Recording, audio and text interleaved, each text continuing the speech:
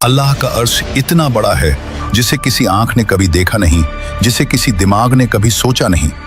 आज की साइंस सिर्फ ऑब्जर्वेबल यूनिवर्स तक पहुंच पाई है और मोहम्मद रसूलुल्लाह सल्लल्लाहु अलैहि वसल्लम 1500 साल पहले इंसान की अक्ल को झकझोर चुके थे। मोहम्मद रसूलुल्लाह सल्लल्लाहु अलैहि वसल्लम ने फरमाया, एक अंगूठी उठाओ और उसे एक बेइंतहा रेगिस्तान में फेंक दो, वही पहला आसमान है।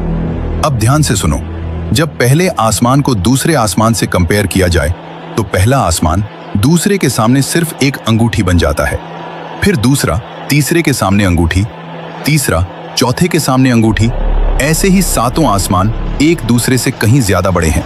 और हदीस कहती है सातों आसमान अल्लाह की कुर्सी के सामने भी एक अंगूठी है और कुर्सी के ऊपर है अल्लाह का अर्श जो कुर्सी से भी बेइंतहा बड़ा है।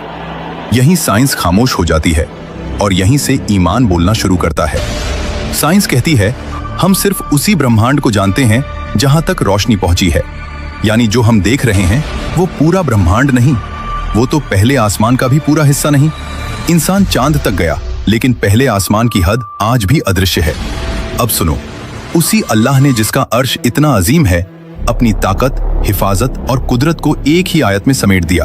अल्लाह, उसके सिवा कोई माबूद नहीं, वो जिंदा है, सबको संभालने वाला है, उसे न ऊंघ आती है न नींद। आसमानों और जमीन में जो कुछ भी है सब उसी का है।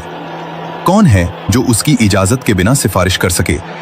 वो जानता है जो उनके सामने है और जो उनके पीछे है। उसके इल्म में से कोई कुछ भी नहीं जान सकता मगर जितना वो चाहे। उसकी कुर्सी आसमानों और जमीन पर छाई हुई है और उनकी हिफाजत उसे थकाती नहीं, और वही सबसे बुलंद, सबसे अजीम है। जब इंसान यह आयत पढ़ता है दिमाग समझ लेता है सब कुछ मेरे कंट्रोल में नहीं, लेकिन सब कुछ सबसे ताकतवर कंट्रोल में है। साइकोलॉजी इसे कहती है अल्टीमेट सिक्योरिटी रिस्पॉन्स। डर पिघल जाता है, सांसें गहरी हो जाती हैं और दिल कहता है अब मैं महफूज हूं।